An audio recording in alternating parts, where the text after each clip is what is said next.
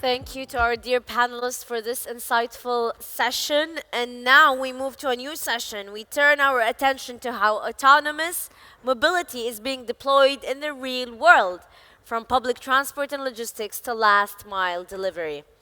This session explores practical case studies, lessons learned, and what it takes to scale smart mobility solutions sustainability at its own pace. Moderating this session is Mina Al-Uraibi, Editor-in-Chief of The National. She'll be joined by Nakhil Gol, Chief Commercial Officer, Archer Aviation, and Mohammed Salah, Group Chief Executive Officer, Advanced Mobility Hub. Last but not least, Rashid Al-Manna'i, Chief Executive Officer, LODD Autonomous. Panelists, the floor is yours.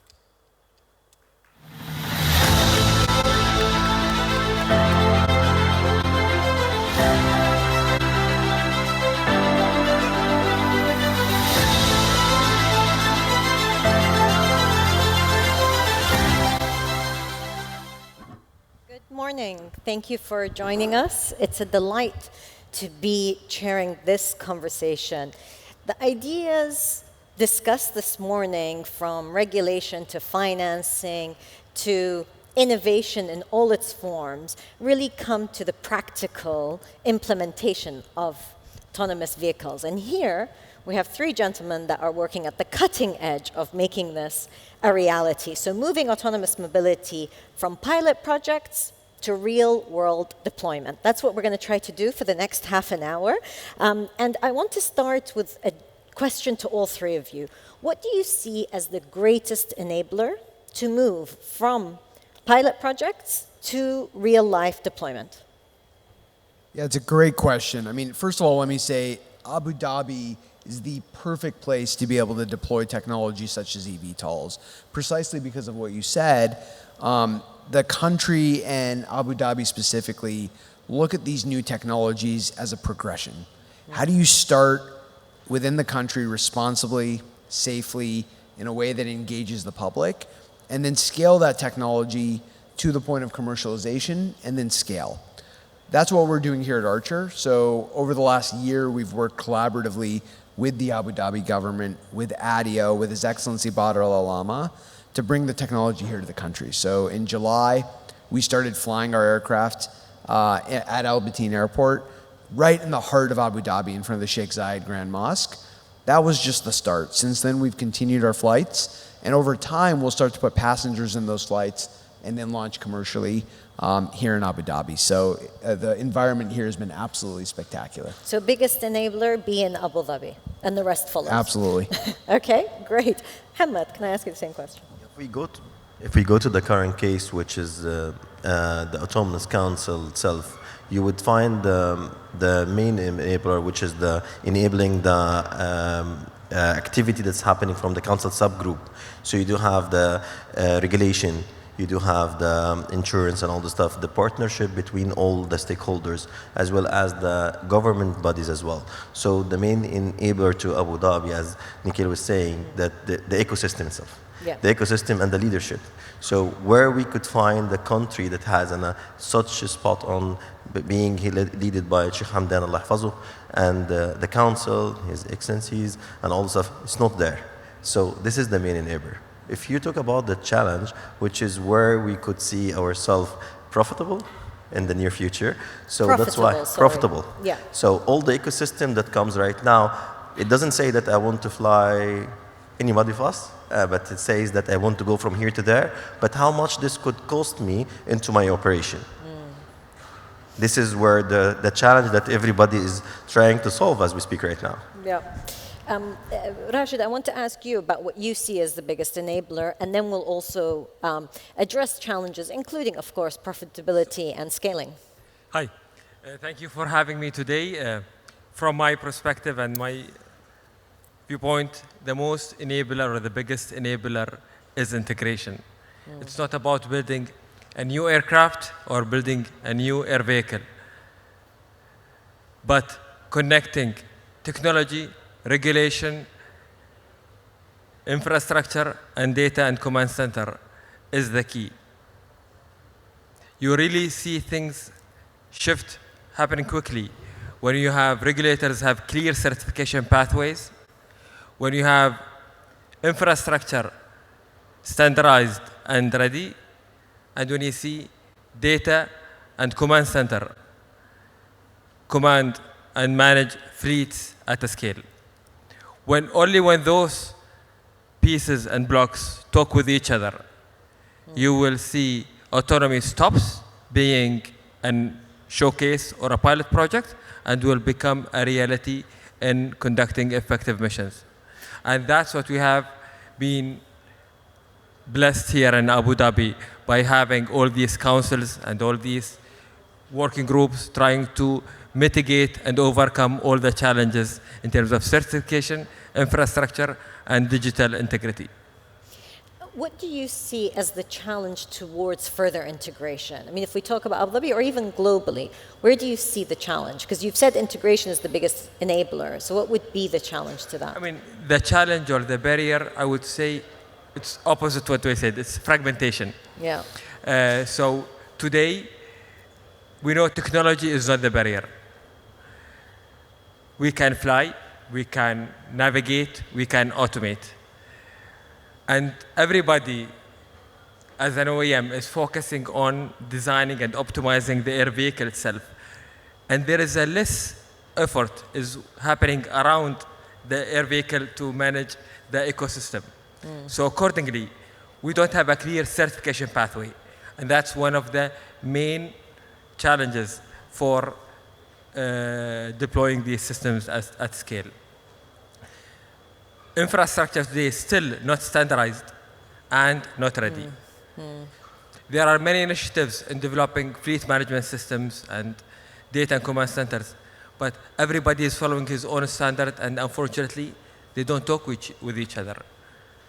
So I think the main barrier is really, I would say, certification, standardization, and public trust.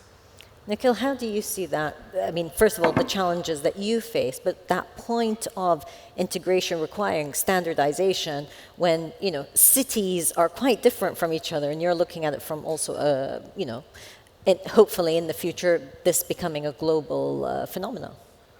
Absolutely. Well, I think one of the greatest things about launching here in Abu Dhabi has been the support we've seen from the federal regulator, the GCAA. The GCAA is one of the most forward-thinking aviation regulators on the planet. And it's no surprise, I mean, two of the world's largest airlines, Emirates and Etihad, are based here. There are a tremendous number of aviation operations that happen in the country relative to its population is quite outsized. And so the GCAA is quite experienced and most importantly, forward-thinking. So we've now been in collaboration with the GCAA for years. And one of the key sort of rationales for the GCAA has always been not just how do we enable innovation here in the Emirates, but how do we go build the regulatory framework to go launch here and then scale it across the Middle East. And that's what we've seen, as we've spoken about and demonstrated all that we're doing here in the UAE, we've had inbound from every country across the Middle East and North Africa come to us and say, hey, how do we go take that regulatory framework and then export it to our country? And so I think over the coming weeks and months, what you're going to see is a lot of these countries in the region say to us, hey, we also want you to bring your aircraft here, and we want you to take the work that you're doing with the GCAA, with Abu Dhabi Aviation and others, and go share those learnings and bring those commercial partnerships here to the country. That's what's really special about the UAE. So you're Chief Commercial Officer. Mohammed's just said the biggest challenge is profitability. So how do you approach it? How do you overcome that challenge? Well, I think there's various pieces to profitability. The first is just the unit economics of the business itself. The aircraft that we've built at Archer with Midnight is built to be low cost from day one. And the way that we think about it is we're going to take the aircraft. We're obviously going to do everything we can at headquarters and on the engineering front to make sure that the aircraft is low cost from a CapEx perspective. Sorry, it's almost impossible to hear you. I mean, it's perfectly placed to showcase how important quiet is as well. Sorry, go ahead. So how do we think about profitability? It's probably three pieces. One is, how do you build the aircraft to be low cost from day one? Right. There's a number of pieces that go into the aircraft that make us far more affordable than traditional aviation. So the aircraft is 100% composites. It's built, to be manufactured at scale, more like cars, less like airplanes. And then from an operational perspective, because it's quiet, you can scale operations in a way that you can't with traditional aviation. So you can take vertiports in the middle of the city, say at Al Bateen, and you can land the same aircraft there frequently, multiple times per hour, while the noise of that aircraft blends seamlessly into the environment. And so because you can scale those operations, you can take the CapEx of the aircraft and amortize it over more flights. Same thing with other costs such as pilots. And so you can take all of those pieces and you can put them into a low-cost environment. Combine that with routes that are really high demand. So imagine if you could go from Abu Dhabi to Dubai in as little as 22 minutes. I think we would have no problem filling every seat on every one of those flights. And so those two things combined, again, low cost with high demand, lead us to a place where we're very confident we can build a profitable operation here over time. Mohammed, I wanted to come back to the integration and standardization question, because you work across the MENA region. You also, are thinking about Africa. You're thinking about very different jurisdictions. Sure. So can we see a framework for not only regulation, but actually interoperability emerge, or is that too much of an ask? At the end of the day, that the AAM, it comes within the country itself. So if you started within each country to start their own regulation, then you could see in future, which this is a little bit far, you can see in future that other countries could join together. You have the GCC, it's almost near to each other. You're talking about Saudi Arabia World Cup. You're talking about that when you used to have in Qatar, Abu Dhabi and Dubai with having the attendees that comes from here, that you have every day 2 to 3 flights. So the AM will be in the future, will be the same. But needs first to have like a small honeycombs, then you connect the dots together.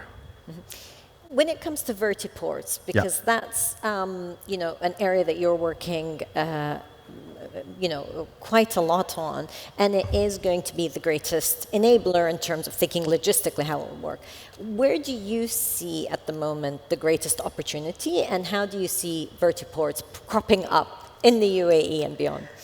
The question for all of us, which is we hear from passenger in city or between city and the cargo, that everybody looking for the infrastructure to start from, because at the end you need to connect the network itself. But the bigger question is, when we gonna be able to say that I can connect between 2 dots and this infrastructure really going to return the ROI? The problem right now is who gonna pay the bill, which is we're very lucky to have it in Abu Dhabi, but across the countries that we are saying that in GCC, in Africa, and even in Europe, okay, the big question mark, the dollar sign, how we can return the investment, because the operators in the vertiports, they're looking for the number of flights that comes within their infrastructure, and it's like a bank land. So they are renting their assets for us. So if you don't have the regulation in place, the demand in place, and all the stuff, the ROI that is getting older, maintaining for no activity, which is for any investor, is not an attractive. And it's important that it's part of that integrated transportation system, because again, to have the vertiports in Abu Dhabi and Dubai, but what's the system around it? 100%. And so how are you seeing the UAE integration when it comes to that? So first of all, we're very lucky that the UAE, the distance is not that far. The old Emirates working under the leadership of GCA, and there is a law with the GCA for the infrastructure of vertiports, and also you have lots of spots for helipads. So, and GCA was proactive to have a hybrid policy. So this is going to help a lot. You're not starting from scratch. But at the same time, that you need the infrastructure provider to work and to believe on the economical scale, because at the end they need to invest on their conversion of the hybrid operation. Rashid, I want to ask you about the decision to make your aircrafts hybrid solutions. Autonomous vehicles, AI-enabled, often people thought about electric and not necessarily hybrid. So tell us your thinking and how LOD is approaching the hybrid solutions. So at LOD, we are developing the Healy aircraft, which is a UAE-developed autonomous vehicle with a lift and cruise configuration, mainly specialized for heavier cargo logistics. And in the design process, when we initially thought about what configuration should we choose for an optimum middle-mile cargo mission to address today's problem. And when it comes to the propulsion system, we thought hybrid is the solution, because today's most of global initiatives focus on pure electric. Yeah. And we know that electric batteries they are limited in terms of the density they have in terms of power. And accordingly, the range will be limited. And for a typical cargo missions, you would like more than in terms of hundreds of kilometers. So we have developed a hybrid propulsion system that will solve the range issue and will make Healy capable of doing commercial logistics operations today, not for future to come. I want to ask you about the idea of safety, and we heard that in the previous panels, and it is for public perception, for those who don't understand how these systems are integrated, number one issue is how safe is this really? So with cargo, I want to turn to you, Rashid, first, speaking about, as you said, it could be commercial, it could be logistics. The issue of safety, how are you tackling that issue in terms of public perception? Because we know that there's regulation and there's work being done, but public perception? I think public perception or the trust of public can be gained from different aspects or from many means. And maybe my strategy or our at LOD strategy would be is public trust come with consistent real-world performance. Yeah.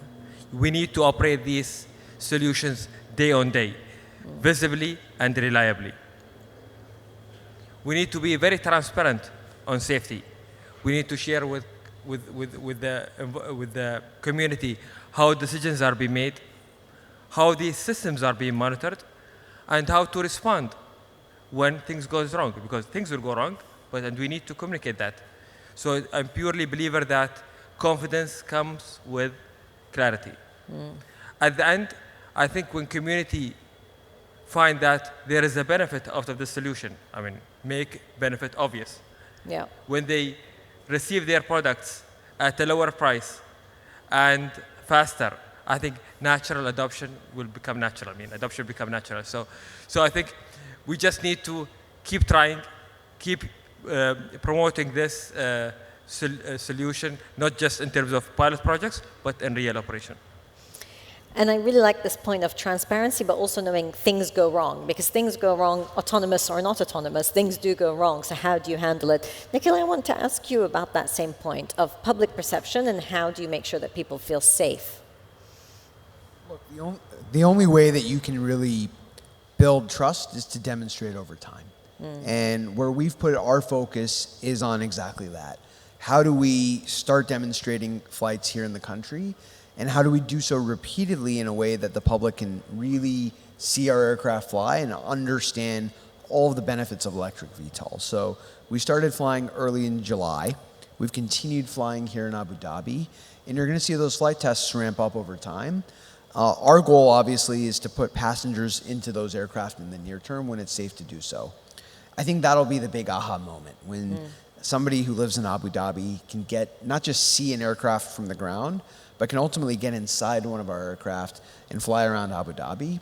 I think people will realize a few things. One is, again, just how quiet an electric VTOL is. And that's really important because one is, again, as you scale the technology, it's really important for us to be able to blend into the atmosphere. And then two is, I think, when aircraft are really loud, they create this really big disruption that causes not only for people to be annoyed, but also to perceive them as unsafe. And I think that when people see these quieter aircraft, they'll perceive them as safe, they'll perceive them as innocuous, and they'll be okay letting in dozens or even hundreds of these aircraft into their communities. And so our goal, again, is to, over time, demonstrate that, to allow people to get inside of the aircraft and fly around. And then over time, as we launch commercially, our hope is that the early adopters will get really, really excited about what we're building and deploying here. And over time, this will become a solution that is increasingly mass market. You're right about early adopters being the most important champions for new technologies. Exactly. Hamid, I want to ask you, because we've spoken, of course, about the UAE, and the UAE, and particularly here in Abu Dhabi, it's very future forward. But you speak to officials from all different parts of the region, let's say, and beyond. And so this is not only about earning public trust, you also have a public policy conversation, I don't want to say battle, but conversation to have. So how do you make that argument also? Do you find that more and more governments are actually seeing the benefits and want to be integrating autonomous vehicles? Yes, true. You have many problems that you could solve with the AM, especially it's coming from a regulated business, so it's not coming like you're talking that I want to do it tomorrow. So it takes time, but it's the benefits or the return on the let's say that there's some countries does not have an infrastructure. So if you go to some countries in Africa, did not start with landline, they started with the mobile direct. So this is the same case or the same curve that history is coming again with the AM, but it's more regulated business, so more difficult that you can trust. You have the regulation, you have the other aspects of the ecosystem that has to be kicked in. But you could solve the problem of logistics, you could solve the problem of infrastructure, you could solve the problem of human error. So we'd reduce the cost and reduce on the government themselves. So that's why there's an always the hype of we want to implement it. But the question, the $1 million question is how we implement it. And so it could actually be used as a catalyst, as you said, the knock-on effect for infrastructure. Exactly. And is there the possibility of a leapfrog effect that for certain places that don't have regular infrastructure for regular airports, major cargo delivery, could they leapfrog and go straight to autonomous, or no? There's no leapfrogging. You have to do the hard work. It's it's coming at the end from a country's perspective, but I can talk about what I see in Abu Dhabi, especially that it's going for it. It's a doubling down. But other countries, it depends on the need as well. So if you go to Africa, yes, there is a big need, okay, and they would love to do it because it's going to solve a huge issue in terms of transportation, in terms of logistics, in terms of infrastructure needs. Okay, so instead of the game or the lesson of investment in infrastructure that can be obsolete after a certain time, so to shift this investment to AM, this is the future for them. So it's happening. It's happening. That's good. I like that affirmative point. Rashid, to make sure it is happening, if we were to look 5 years ahead, what do you think will be the defining element for the next 5 years in developing autonomous vehicles? Be it regulation, technology, what do you think? I mean, you said technology is already here. That was a big statement. I mean, so what's the defining moment for the next 5 years? I think technology will always evolve to the best. But I think what we will see remarkable happening in the next 5 years is, especially from the autonomous systems perspective, is certifications being cleared, yeah? That's, I think, the main one. And projects really moves from just showcases and pilot projects to a system scale operation, where we'll see, I think, command and data centers will manage a fleet of aircrafts or drones and ground vehicles, and it will be able to integrate them together to make a seamless an aerial and ground journey together. And you think that's possible in the next 5 years? For sure. Okay, Nikhil? Yeah, I look at the next 5 years as very, very exciting here in the UAE. I think you're going to see a few things. One is I think autonomy is going to be very important. You look at these aircraft, you look at sort of all the technologies we're building on stage. It's obvious that the future is autonomous, and it's obvious that these large fleets are going to be controlled by software, and that's something we're working very hard on here at Archer. And I'm very excited that I think the UAE is going to be the first to pilot these technologies. Two is I think AI is going to play a really big role, especially if you look at air traffic control. If you are going to scale up the number of aviation movements in the airspace of the UAE, it's impossible for humans to manage all of it, and it's not safe. And so ultimately what will happen is that these systems are going to be software controlled, And AI is going to play a really large part in ensuring that all this air traffic is coordinated safely. And then I think 3 is, as you look at the different pieces of infrastructure that either already exist or, more importantly, new pieces of infrastructure, not just in Abu Dhabi, but in Dubai and Sharjah and Ras Al Khaimah, I think everyone's going to start thinking vertical first. How do I make sure that the people who want to live here, work here, play here can take off and land in an electric air taxi? And we're already starting to see a lot of that inbound from people who want to make sure that their properties or their hotels or their restaurant or their resort are built with vertical takeoff in mind. So those 3 things combined, I think, are going to lead to a place where the UAE can be one of the most forward-thinking nations on earth and deploy hundreds of these air taxis over time. I found that really interesting that you say the role of AI, including AI controlled. So you think that within the next 5 years, you see AI controlled autonomous vehicles? I think AI is going to play a huge role, right? And it's sort of up to the folks on the stage and the regulators and the folks in charge to control how fast you can deploy that. But what I can tell you is that companies like Archer are going to spend a lot of time thinking about how AI can play a big role, especially when it comes to safety and scale. It would solve a problem in the US if you had AI help the air traffic controllers at the moment. Hamad, same question to you. This idea of if we look the next 5 years, so the immediate future, what do you see as the defining moment in autonomous vehicles integration and usability? I will take it from this panel. Our dream, all of us, would be somebody wants to move from Yas to Saadiyat, for instance, and from there he wants to go to Dubai with Nikhil. So he moved with the small in-city aircraft with us in advanced mobility, then Archer, then he wants to send the luggage to Dubai as well, so the other aircraft that could go with loads. So this is what we want to see in the next year, not the next 5 years. Excellent, that's a great challenge.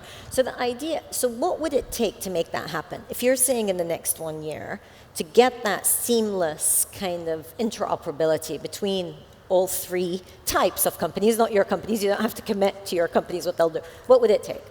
The partnership. If you saw that when we were entering the panel, we were holding each other's hand because we complementing each other. So this panel is the proof of the partnership. So if you don't have the partner, this ecosystem needs a partnership across all the sectors.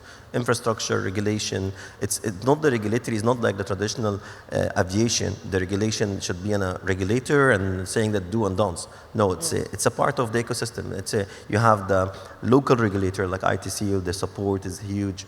You have the federal regulation, which is GCA. You do work with the cybersecurity team. They're very supportive of the Kuwaiti and talk about Abu Dhabi as well. So this kind of partnership, it's not like anywhere in the world. So the partnership, even in our level as an operators, partnership with the traditional operators like Abu Dhabi Aviation, adding a lot with their experience.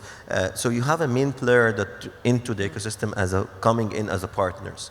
And on top of that, the autonomous is not only air. Everybody is saying that he's seeing the more in air, but it's isolated between air, land, and sea. The future that you can have not an UTM only for the air, but you can have a connection between air, land, and sea, and the complementation that's happening in between. Because for lots to send the luggage to Dubai, he needs the ground vehicle autonomous as well. Yep. Okay, so for us to have the passenger within the city, they have a limo and the cab, which is we ride and others they're doing. For Archer, that to have between the other 2 cities that could have also an involvement of integration with the IoT, with the cybersecurity. It's a community. Yeah. It's not an isolated technology. Yeah. I mean, it's a community and an ecosystem, and also building the trust. I mean, we talk about trust for the public, and you've got the trust with government, but you also need the trust within the ecosystem. Everyone's innovating and everybody has their own particular edge, but there also has to be a level of trust and coordination. You want to respond to that? Yes, I want to say something very important. Sure. Something which is, it's happening very soon, and you have a World Health Organization, they're launching with Abu Dhabi, the Millennium Day, the day for reducing the accident, the traffic accidents. So this is part of it. Whatever is happening here, so the autonomous, the system that can be reducing the traffic accidents into the world, it's coming from air, land, and sea. So it's bigger than being into a same community as well. It's moving towards that we have one spot is doing it, so other spot is doing it.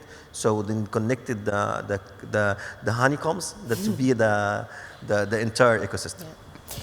Rashid, air, land, and sea, and that, I mean, you spoke about integration at the very beginning of our conversation, and like Mohammed said, the idea of cargo, of course, needs air, land, and sea.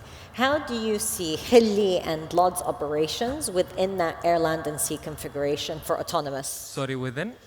Within the ability to have air, land, and sea autonomous, where does LOD sit into that equation? For LOD in particular, we are mainly focusing on the aerial segment because that was the main bottleneck we have identified in the logistic journey product for either from the first mile to the last mile. So, and we have designed it to fulfill many use cases, either between inland or offshore, or even to humanitarian use cases. So, and we are working also to integrate drones to ship deliveries, but not in terms of the Hilli, because the Hilli is a massive one. Yeah. And we have actually demonstrated our first drone operation from Fujairah.